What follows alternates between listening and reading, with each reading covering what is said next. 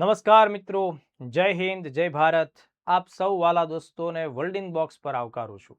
આજે આપણે current અફેર્સની lecture શ્રેણીમાં પહોંચ્યા છીએ લેક્ચર નંબર 178 ઉપર. આજે જૂન 2026ની ઘટનાઓને ધ્યાનમાં રાખીને 4 મહત્વના ટોપિક ઉપર આપણે વાત કરીશું. અને આ લેક્ચરના અંતે હું તમને પ્રેક્ટિસ માટે બીજા કેટલાક પ્રશ્નો પણ આપીશ, જેના તમારે મને જવાબ પણ આપવાના છે. આશા રાખું છું કે આનાથી આગળનો લેક્ચર નંબર 177 આપ બધા મિત્રો જોયો હશે. એ લેક્ચર 3 કલાક જેટલા સમયનો છે અને તેમાં એપ્રિલ અને મે 2026ની ઘટનાઓને ધ્યાનમાં રાખીને ઘણા બધા અગત્યના કહી શકાય તેવા 150 MCQ આપણે સોલ્વ કરાવેલા છે. જે અંગેની પીડીએફ પણ જવાબ સાથેની પીડીએફ આપણે ટેલિગ્રામ ચેનલ ઉપર શેર પણ કરેલી છે.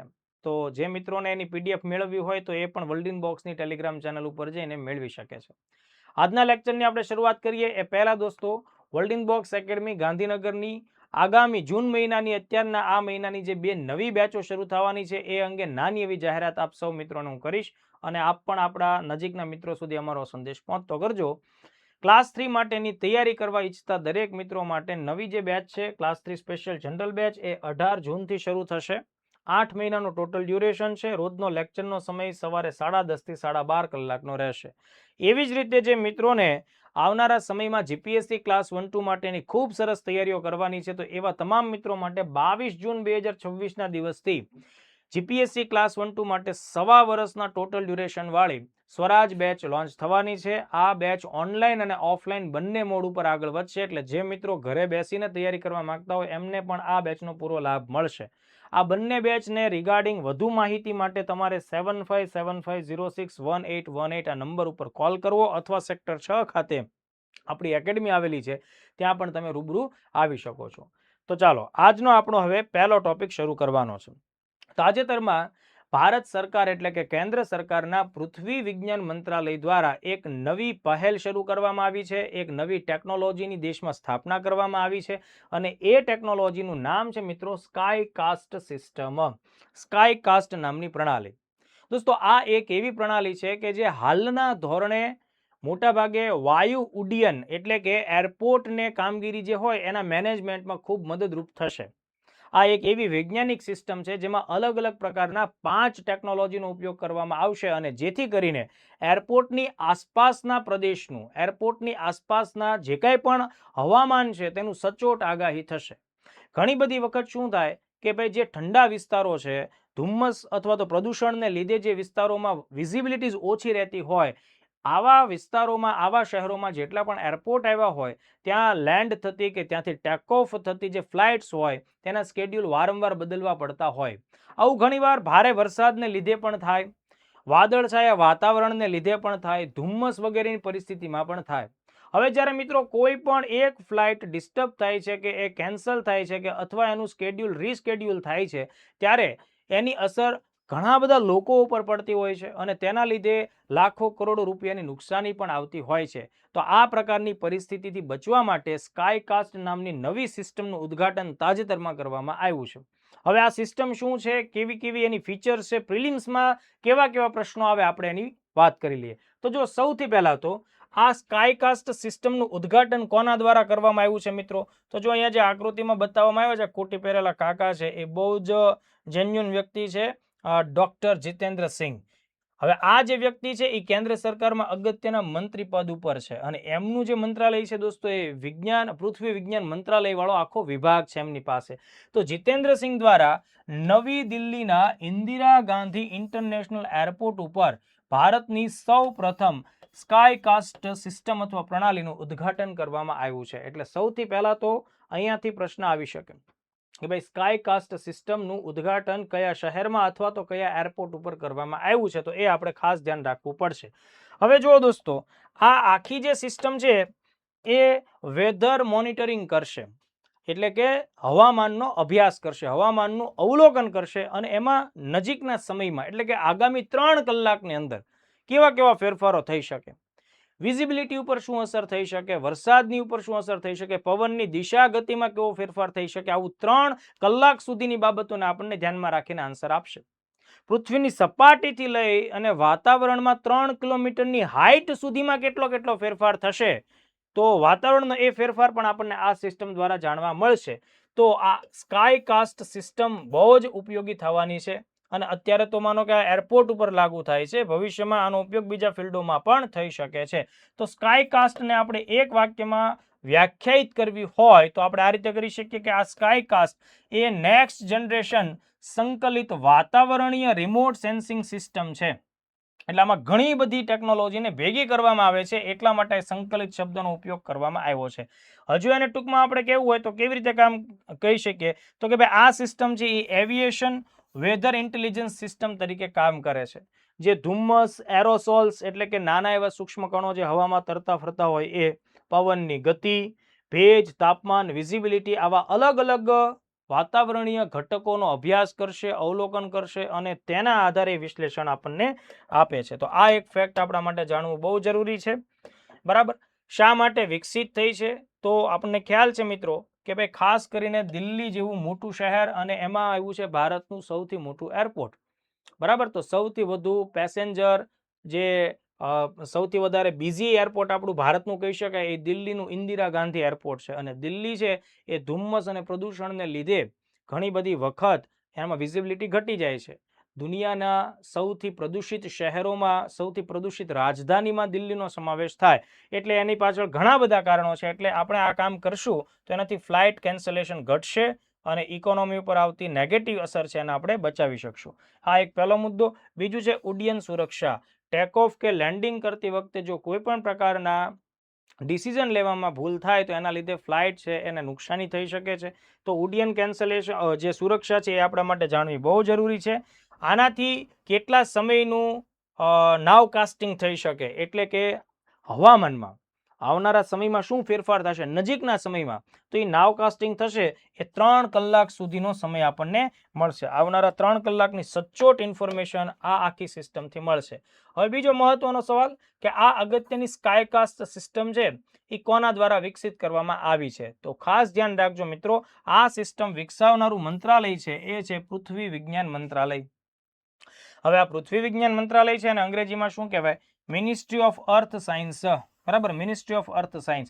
મોટાભાગના વિદ્યાર્થીઓને શું થાય કે ભાઈ જો આ એરપોર્ટ સાથે સંકળાયેલી સિસ્ટમ છે, બરાબર, તો મંત્રાલય તરીકે એ કોને ટીક મારશે? તો કે સિવિલ એવિએશન માટેનું જે મિનિસ્ટ્રી હોય એટલે કે કેન્દ્ર સરકારનું નાગરિક ઉડ્ડયન મંત્રાલય. તો એ જવાબ તમારો ખોટો પડી શકે. એટલે આ મંત્રાલયનું નામ ધ્યાન રાખવું એ જરૂરી છે, આઈએમપી. હવે બીજી એક ખાસ મહત્વની વાત, પૃથ્વી વિજ્ઞાન મંત્રાલય છે એ છેલ્લા 2 વર્ષોથી એક અગત્યના મિશન ઉપર કામ કરે છે જેનું નામ છે મિશન મોસમ. આ મિશન મોસમ છે ને દોસ્તો, એ ભારતની હવામાનમાં આવતા જે કંઈ ફેરફારો હોય એની સચોટ માહિતી કેવી રીતે પ્રાપ્ત થાય એને ધ્યાનમાં રાખીને કામ કરતું બહુ મહત્વનું મિશન છે. તો મિશન મોસમ છે યાદ રાખજો 2024માં લોન્ચ કરવામાં આવ્યું. બરાબર, એટલે આ વર્ષ તમારી પરીક્ષા માટે મહત્વનું છે. 2024માં મિશન મોસમ લોન્ચ થયું, 2 વર્ષો માટે લોન્ચ કરવામાં આવ્યું, એટલે 2024થી 25 અને 25થી 26. અને આ કામગીરી માટે સરકારે 2000 કરોડ રૂપિયાની ફાળવણી પણ કરેલી છે. તો મિશન મોસમ અંતર્ગત સ્કાયકાસ્ટનો વિકાસ કરવામાં આવ્યો છે, એ ફેક્ટ આપણે ખાસ ધ્યાનમાં રાખીશું. બાકી એના ફાયદા મેં તમને લખીને આપ્યા છે કે ભાઈ આ સિસ્ટમ લાગુ કરવાથી ફ્લાઇટ્સને બહુ બધી સરળતા રહેશે. બરાબર. આમાં જે 5 પ્રકારની અલગ અલગ ટેકનોલોજી છે તે 5 પ્રકારની ટેકનોલોજીમાં રડારનો ઉપયોગ થશે, રડાર વિન્ડ પ્રોફિલર, સોડારનો ઉપયોગ થશે એટલે કે ધ્વનિ તરંગો છે એના ઉપયોગથી પણ ડિવાઇસ ચાલશે. માઇક્રોવેવ રેડિયોમીટર, તો રેડિયોમીટરનો ઉપયોગ થશે એટલે radar, sodar, radiometer. Ground based fog aerosol સ્પેક્ટ્રોમીટરનો ઉપયોગ થશે અને સેલિયોમીટરનો ઉપયોગ પણ થશે. તો આ અલગ અલગ 5 ટાઈપની ટેકનોલોજીના સાધનોનો ઉપયોગ થાય. જ્યારે તમે અત્યારની જો હમણાં છેલ્લે જે 1-2 લેવામાં આવી 7 તારીખે, તો તેની અંતર્ગત મિત્રો 80% પ્રશ્નો વિધાનોવાળા છે, એટલે કે પેપર લેન્ધી છે. એમાં માત્ર બેઝિક સમજથી કામ નહીં થાય એના માટે થોડું વધારે વાંચેલું પણ હોવું જોઈએ. એટલે આ 5 ટાઈપ્સની ટેકનોલોજીનો ઉપયોગ આ એક સિસ્ટમ માટે કરવામાં આવશે. દિલ્હીમાં સફળતા મળ્યા બાદ જેવર, અમદાવાદ અને વારાણસીના એરપોર્ટ ઉપર પણ આ સિસ્ટમને દાખલ કરવામાં આવશે. તો આ પહેલો મુદ્દો આપણે માટે ખાસ મહત્વનો થાય છે. એવી રીતે બીજો એક અગત્યનો મુદ્દો અત્યારના ધોરણે ચર્ચામાં છે 5 જૂન 2026 એટલે કે વિશ્વ પર્યાવરણ દિવસ હતો. આ દિવસે ભારત સરકારના કેન્દ્રીય પેટ્રોલિયમ અને કુદરતી વાયુ મંત્રાલય છે એના દ્વારા એક ચોક્કસ પ્રકારનું નવું ફ્યુઅલ લોન્ચ કરવામાં આવ્યું અને એ જે નવું ફ્યુઅલ છે એ છે E85. તો આ ફ્યુઅલ છે દોસ્તો એ E85 નો મતલબ એવો થશે કે તેના અંતર્ગત પેટ્રોલનું જે પ્રમાણ છે એ 15% હશે અને પેટ્રોલમાં મિક્સ થનારું જે ઇથેનોલ છે દોસ્તો એનું પ્રમાણ 85% હશે. એટલે આપણે 1 લીટર ફ્યુઅલ ખરીદીએ તો આ E85 જે સ્ટાન્ડર્ડ ધરાવતું ફ્યુઅલ હશે તેમાં 15%, બરાબર, 15% એટલે કે 150 ml જેટલું પેટ્રોલ હશે જેને આપણે ગેસોલિન કહીએ છીએ અને 85% એટલે કે 850 મિલીલીટર એનું જે કદ છે એટલું તેમાં ઇથેનોલ એડ થયેલું હશે. એટલે આ રીતનું આખું ફ્યુઅલ છે. હવે જુઓ દોસ્તો, ઓલરેડી ભારતે 1 એપ્રિલ 2026 ના દિવસથી સમગ્ર ભારતમાં કમ્પલસરી E20 ફ્યુઅલ ફરજિયાત બનાવી દીધેલું છે. આ E20 નો મતલબ શું થાય તો કે પેટ્રોલની અંદર 80% પેટ્રોલ અને 20% ઇથેનોલ એવી રીતે જ આપણે વસ્તુઓને ઉપયોગમાં લેવાની છે એઝ એ ફ્યુઅલ. તો આ તો ઓલરેડી ચાલુ જ છે અને ભારતમાં અત્યારે કમ્પલસરી છે. પણ આપણો દેશ બહુ બધી વિશાળ માત્રામાં ફ્યુઅલ ઇમ્પોર્ટ કરે છે. કાચું તેલ આપણે બહારથી લાવીએ છીએ. અંદાજે 80 થી લઈને 85% જેટલું કાચું તેલ ભારત વિદેશો પાસેથી આયાત કરે છે. એટલે આયાત ઉપર આધારિત આખું ફ્યુઅલ છે. એના લીધે આપણે પુષ્કળ પૈસો ખર્ચવો પડે છે. જો એના સ્થાન ઉપર આપણે ઇથેનોલનું પ્રમાણ વધારીએ તો દોસ્તો ભારત એક કૃષિ પ્રધાન દેશ છે. ખેડૂતોની આવકમાં ખૂબ બધો વધારો થઈ શકે કારણ કે ઇથેનોલ આપણને જૈવિક કચરામાંથી પણ મળે, શેરડી, મકાઈ આવા વિવિધ પ્રકારના પદાર્થોમાંથી પણ મળે છે. તો જો આપણે ઇથેનોલનું ઉત્પાદન વધારીએ તો સમગ્ર વિશ્વમાં આપણે ગ્લોબલ લેવલ ઉપર ઇથેનોલના બહુ મોટા ઉત્પાદક અને ગ્લોબલ હબ બની શકીએ અને ફ્યુઅલ ઇમ્પોર્ટ જે કરીએ છીએ એમાં ઘટાડો થઈ શકે. બીજું એ કે ઇથેનોલ છે દોસ્તો ભલે એની પાસે પેટ્રોલ જેટલી ઉર્જા નથી, બરાબર, પેટ્રોલ પાસે વધારે ઉર્જા છે, ઇથેનોલ પાસે ઓછી ઉર્જા છે, પણ પેટ્રોલનું દહન થાય એમાંથી જે ધુમાડો પેદા થાય એની તુલના હું જો ઇથેનોલ સાથે કરું છું તો ઇથેનોલનું દહન થવાથી પ્રદૂષણ ફેલાશે પણ પેટ્રોલ કરતાં ઓછું ફેલાશે. એટલે એક રીતે જેટલું વધુ ઇથેનોલ એડ થાય છે એટલું ભારતમાં કાર્બનનું ઉત્સર્જન પણ ઘટે છે. તો આ બધા પર્યાવરણના મુદ્દા, સસ્ટેનેબલ ડેવલપમેન્ટના મુદ્દા, ખેડૂતોની આવકના મુદ્દા, ફ્યુઅલના ક્ષેત્રમાં આત્મનિર્ભરતા પ્રાપ્ત કરવી અને ઉર્જા સુરક્ષા પ્રાપ્ત કરવી, આવા 5 થી 6 દ્રષ્ટિકોણને તમે ભેગા કરો એટલે તમને E85 છે એનો આખો કોન્સેપ્ટ સમજમાં આવશે. તો આ આખી વાત. હવે બીજી એક મહત્વની વાત કે ભાઈ શું આ E85 ફ્યુઅલ દરેક વ્હીકલમાં વાપરી શકાય? જવાબ છે ના. દરેક પ્રકારના વ્હીકલમાં એનો ઉપયોગ ના થઈ શકે. એના માટે નવી પેઢીના જે ફ્લેક્સ ફ્યુઅલ વ્હીકલ્સ હોય તો એવા એન્જિન્સ બને કે જે ઇથેનોલ બ્લેન્ડિંગને સહન કરી શકે અને ઇથેનોલ બ્લેન્ડિંગનું દહન કરીને ઉર્જા છૂટી પાડી શકે. એટલે આપણે વિધાનવાળા પ્રશ્નોમાં ધ્યાન રાખવું કે જ્યારે તમે E85 પેટ્રોલ ભરાવો છો તો દરેક વ્હીકલમાં આ સપોર્ટ નહીં કરે. એના માટે ચોક્કસ પ્રકારના ફ્લેક્સ ફ્યુઅલ વ્હીકલ્સ હોવા જોઈએ. એટલે આધુનિક પેઢીના વ્હીકલ હશે તો એ આ વસ્તુને સપોર્ટ કરશે અથવા એન્જિન એના લીધે ખરાબ થઈ શકે છે. તો મેં આ આખી વાત તમને લોકોને જણાવી છે, બરાબર. આમાં જો હમણાં જ પ્રશ્ન પૂછાયેલો છે જીપીએસસીમાં E20 ને ધ્યાનમાં રાખીને, તો એમાં એવું પૂછ્યું છે કે ભાઈ આમાં વજનને ધ્યાનમાં રાખવામાં, વજનને ધ્યાનમાં ન રાખવામાં આવે, આમાં વોલ્યુમને ધ્યાનમાં રાખવામાં આવે, કદને ધ્યાનમાં રાખવામાં આવે. એટલે અહીંયા 1 લીટરની અંદર કેટલા ટકા તમે ઉમેરો છો એ પ્રમાણે આખી વાત થાય છે. તો આ આઈએમપી મુદ્દો છે, એને ખાસ તમે ધ્યાને રાખજો. એના જે કંઈ પણ મેઇન્સ રિલેટેડ મુદ્દા છે બધા મેં તમને લોકોને લખીને આપ્યા છે. મેં આમાં જેટલું લખ્યું છે બધાનો ટુ ધી પોઈન્ટ પરીક્ષાલક્ષી સારાંશ મેં તમને સમજાવેલો છે. એટલા મુદ્દાઓ ધ્યાને રાખજો. મેઇન્સમાં પૂછી પણ શકે ઇથેનોલ બ્લેન્ડિંગના ફાયદાઓ જણાવો તો આ બધા એના ફાયદાઓ પણ છે. ચાલો, ત્યારબાદ ત્રીજો મહત્વનો મુદ્દો છે એ પણ હવામાન સાથે સંકળાયેલો છે, હવામાનના અભ્યાસ અને આગાહી સાથે સંકળાયેલો છે. તાજેતરની અંદર જ પૃથ્વી વિજ્ઞાન મંત્રાલય દ્વારા ભારતની અંદર હવામાનની આગાહી અને હવામાન અભ્યાસ માટેનું ક્ષેત્રીય સ્તરનું 7મું કેન્દ્ર, 7મું જે રિજનલ સેન્ટર છે એ જમ્મુ ખાતે સ્થાપિત કરવામાં આવેલું છે. તો અહીંયાથી ખાસ અગત્યનો પ્રશ્ન આવી શકે છે. આપણે જોઈ લઈએ તો કે 5 જૂન 2026 રોજ એટલે કે વિશ્વ પર્યાવરણ દિવસ નિમિત્તે કેન્દ્રીય રાજ્યમંત્રી જેની વિશે હમણાં આપણે વાત કરી હતી ડોક્ટર જીતેન્દ્રસિંહ, એના દ્વારા મોસ્ટ આઈએમપી જમ્મુ ખાતે ભારતના 7મા ક્ષેત્રીય હવામાન કેન્દ્ર જેને આપણે રિજનલ મીટરિયોલોજીકલ સેન્ટર એટલે કે RMC કહીએ છીએ એનું ઉદ્ઘાટન કરવામાં આવ્યું છે. મિત્રો જુઓ, આ મીટરિયોલોજીકલ સેન્ટર હોય એનું મુખ્ય કામ શું હોય તો કે ભાઈ હવામાનનો અભ્યાસ કરવો, હવામાનમાં આવતા બદલાવો છે એનાથી સરકારને વાકેફ કરવી, પ્રશાસનને વાકેફ કરવું, અલગ અલગ એજન્સીઓને to the real time data provide કરવો, જેના લીધે વહીવટી તંત્ર પોતાની ફરજ નિભાવવામાં સફળ રહે.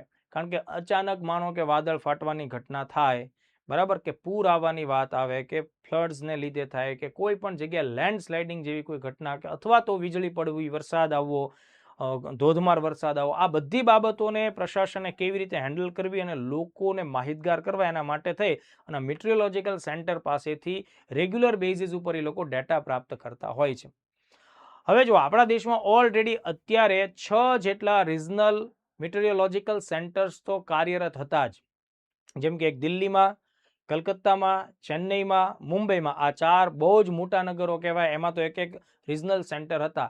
આ ઉપરાંત મધ્ય ભારતને ધ્યાનમાં રાખીને મહારાષ્ટ્રના નાગપુરમાં અને અસમમાં ગુવાહાટી ખાતે એમ બીજા 2, એટલે તમે 4 મોટા શહેર અને નાગપુર અને ગુવાહાટીને એડ કરો એટલે ટોટલ 6 સેન્ટર્સ હતા.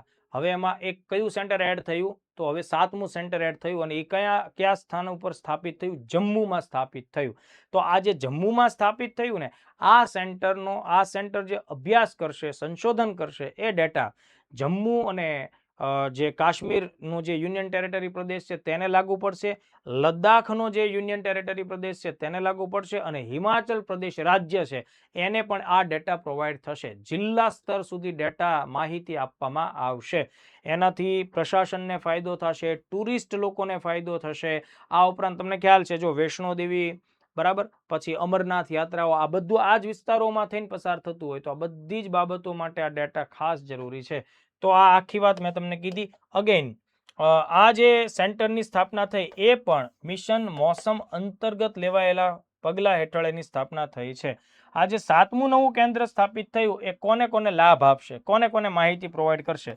જમ્મુ અને કાશ્મીર કેન્દ્ર શાસિત પ્રદેશ, લદ્દાખ કેન્દ્ર શાસિત પ્રદેશ અને હિમાચલ પ્રદેશ રાજ્ય છે તેને પ્રોવાઈડ થશે. બાકીના મુદ્દાઓ મેં તમને કીધા છે એ તમારે જોવાના થશે. વિશ્વ પર્યાવરણ દિવસ 2026ની ઉજવણી થઈ મિત્રો 5મી જૂન. મોટા ભાગે આ પ્રશ્ન વારંવાર પૂછાતો હોય છે, પુષ્કળ વખત અત્યાર સુધીમાં પૂછાયેલો એકદમ આઈએમપી કહી શકાય એવો પ્રીવિયસ યર ક્વેશ્ચન છે. દર વર્ષે 5મી જૂનને આપણે વિશ્વ પર્યાવરણ દિવસ કહીએ છીએ. એનું કારણ એ છે કે 5 જૂન 1972ના દિવસે સ્ટોકહોમ શહેરમાં ઇન્ટરનેશનલ લેવલ ઉપરની પર્યાવરણ માટેની બેઠકો, મીટિંગો અને સંમેલનો આયોજિત થયા હતા. એ ઘટનાને ધ્યાનમાં રાખીને 5 જૂનને આપણે વિશ્વ પર્યાવરણ દિવસ તરીકે મનાવવાનો નિર્ણય લીધેલો અને આ નિર્ણય 1973ના વર્ષથી લાગુ થયેલો છે. એટલે 1973માં પહેલી વખત વિશ્વ પર્યાવરણ દિવસની ઉજવણી થયેલી છે અને ત્યારથી થ્રુઆઉટ અત્યાર સુધી આપણે આ દિવસની ઉજવણી કરતા આવ્યા છીએ. તો ખાસ તમે આ વખતની થીમ જોઈ લેજો, ઇન્ટરનેશનલ લેવલે એની ઉજવણી કયા દેશમાંથી એ પણ આપણે ધ્યાને રાખીશું. તો પહેલા તો આ મુદ્દો છે એ મોસ્ટ આઈએમપી છે. દર વર્ષે 5 જૂન વિશ્વ પર્યાવરણ દિવસ તરીકે મનાવવામાં આવે છે. આ અતિશય ઉપયોગી ફેક્ટ છે, અનેક વખત પૂછાયેલો ક્વેશ્ચન છે. કારણ છે 1972માં સંયુક્ત રાષ્ટ્ર દ્વારા સ્વીડનના સ્ટોકહોમ શહેર ખાતે એક બહુ મોટી પર્યાવરણીય બેઠકનું આયોજન કરવામાં આવ્યું હતું. સ્ટોકહોમ કોન્ફરન્સના નામથી આપણે ઓળખીએ છીએ. એટલે એ બેઠક આ તારીખે થઈ હતી, શરૂ થઈ હતી એની બાબતો, એટલા માટે આ દિવસ આપણે ઉજવીએ છીએ. 1973માં જ્યારે પહેલી વાર આ દિવસ ઉજવવામાં આવ્યો ત્યારે એની જે થીમ હતી એ હતી ઓનલી વન અર્થ, માત્ર એક પૃથ્વી છે આપણી પાસે રહેવા લાયક. આનો કંઈક ભાવાર્થ આવો થાય. 2026ની દોસ્તો થીમ તમને પરીક્ષામાં પૂછાય, ખાસ ધ્યાન રાખજો. મુખ્ય વિષય થીમ તો એ છે inspired by nature for climate for our future. બરાબર, પ્રકૃતિથી પ્રેરિત, આબોહવા માટે અને આપણા ભવિષ્ય માટે. આ વર્ષની થીમ છે. તો 2026ની થીમ મોસ્ટ આઈએમપી છે, આ વાત ધ્યાને રાખજો.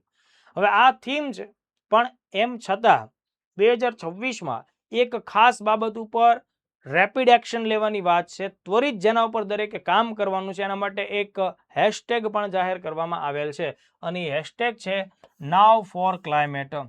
મતલબ કે આબોહવા પરિવર્તન સામે તાત્કાલિક પગલાં લેવાના છે. બરાબર, ખૂબ ઝડપથી કામ કરવાનું છે. એના માટે નાવ ફોર ક્લાઇમેટ આનો હેશટેગ જાહેર કરવામાં આવ્યું છે. એટલે એક્ઝામમાં થીમ પૂછાય તો તમારો જવાબ આ જે વાક્ય છે એ હોવો જોઈએ કે inspired by nature for climate for our future. Hashtag પૂછાય, હેશટેગ કેમ્પેન પૂછાય તો નાવ ફોર ક્લાઇમેટ છે એ વસ્તુ ધ્યાને રાખીશું. બીજો મહત્વનો મુદ્દો શું તો કે ભાઈ વર્ષ 2026ની વિશ્વ સ્તરની ઉજવણી છે એ ક્યાં થઈ તો દેશનું નામ પૂછાય તો એશિયાનો દેશ છે અઝરબૈજાન. અને જો કોઈ શહેર પૂછાય તો અઝરબૈજાનની જે રાજધાની છે બાકુ. ઓકે, તો આમાંથી પણ પ્રશ્નો આવી શકે છે, તો આ બાબત પણ આપણે ખાસ ધ્યાને રાખવી જોઈએ. ચાલો વધીએ આગળ. ટોપિક્સ અહીંયા પૂરા થયા. હવે તમારે મને કમેન્ટ્સમાં આન્સર આપવાના છે. હું તમને 5 સવાલ દરેક લેક્ચરના અંતે પૂછીશ અને આ 5 સવાલ એવા હશે જે ખૂબ રિવિઝનની પણ એને જરૂર છે અને ઉપયોગી પણ થશે. ફૂડ એન્ડ એગ્રીકલ્ચર ઓર્ગેનાઇઝેશન એટલે કે FAO નું મુખ્ય મથક ક્યાં આવેલું છે? ABCD 4 ઓપ્શનમાંથી તમારે સાચો આન્સર્સ મને આપવાનો છે. ક્વેશ્ચન નંબર 2 જોઈ લો. મે 2026માં ભારતના નવા ચીફ ઓફ ડિફેન્સ સ્ટાફ એટલે કે CDS તરીકે કોની નિમણૂક કરવામાં આવી? General Anil Chauhan, general NS રાજા સુબ્રમણી, જનરલ મનોજ મુકુંદ નરવણે અને જનરલ યોગેન્દ્ર ધિમ્બ્રી. 4 ઓપ્શનમાંથી સાચો આન્સર તમારે મને આપવાનો. ગૌરવવંતી ગુજરાત વિરાસતથી વિકાસ આ થીમ સાથે ગુજરાતે પોતાનો 66મો સ્થાપના દિવસ એટલે કે ગુજરાત ગૌરવ દિવસ કયા સ્થાને રાજ્ય કક્ષાની તેની ઉજવણી કરી હતી? અમદાવાદ, સુરત, ગાંધીનગર કે રાજકોટ? ચોથો પ્રશ્ન. તાજેતરમાં ભૌગોલિક સંકેત GI ટેગ મેળવનારી સદીઓ જૂની પ્રખ્યાત કોપર બેલ તાંબાની ઘંટડી બનાવવાની હસ્તકળા છે ગુજરાતના કયા જિલ્લા સાથે સંકળાયેલી છે? કચ્છ, સુરેન્દ્રનગર, પાટણ કે બનાસકાંઠા? અને 5મો લાસ્ટ ક્વેશ્ચન છે. ગુજરાત પોલીસ દ્વારા શરૂ કરવામાં આવેલું ઓપરેશન ડેલ્ટા હન્ટનો મુખ્ય હેતુ શું છે? તમારી સામે 4 ઓપ્શન છે. માફિયા અને ડ્રગ સિન્ડિકેટ સામે કાર્યવાહી, સાયબર ક્રાઇમ અને ઓનલાઈન ફ્રોડની તપાસ, ગેરકાયદેસર બાંગ્લાદેશી નાગરિકો અને ઘૂસણખોરી વિરુદ્ધનું અભિયાન છે કે પછી સોનું તસ્કરી અને કસ્ટમ કેસોની તપાસવાળી બાબત છે? તો અહીંયાથી પણ તમારે 4 ઓપ્શનમાંથી સાચો આન્સર આપવાનો છે. તો દોસ્તો આજનો 178 નંબરનો લેક્ચર છે. ખાસ તમે ધ્યાનથી જોઈ લેજો. આની PDF તમને world in box Telegram channel ઉપર મળશે એટલે એકવાર રીડ કરજો. ટુ ધી પોઈન્ટ જેટલા IMP મુદ્દા જે ખાસ પરીક્ષા લક્ષી છે એ બધા આપણે ચર્ચામાં લીધા. બાકી 5 સવાલના તમે લોકો આન્સર આપજો. વહેલી તકે મળીએ. જય હિન્દ, જય ભારત.